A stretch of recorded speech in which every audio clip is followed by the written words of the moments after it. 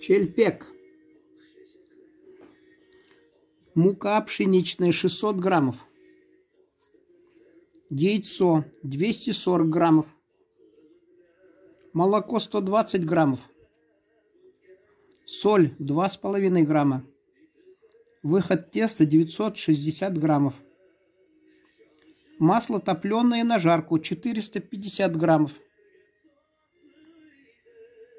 Сахарная пудра 50 граммов. Выход 1000 граммов.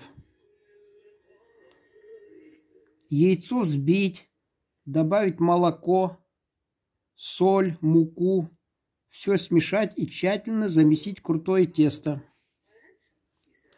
Готовое тесто разделать на куски весом по 100 граммов и раскатать скалкой на сочни. Наложить на сочни тарелку. Тарелка должна быть чистой и сухой. Затем обрезать колесиком выступающие из-под тарелки края лепешки. Лепешки чельпеки жарить в кипящем топленом масле.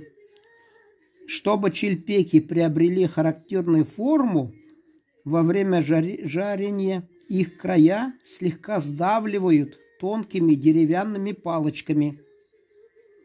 Готовые чельпеки имеют красновато-желтый цвет.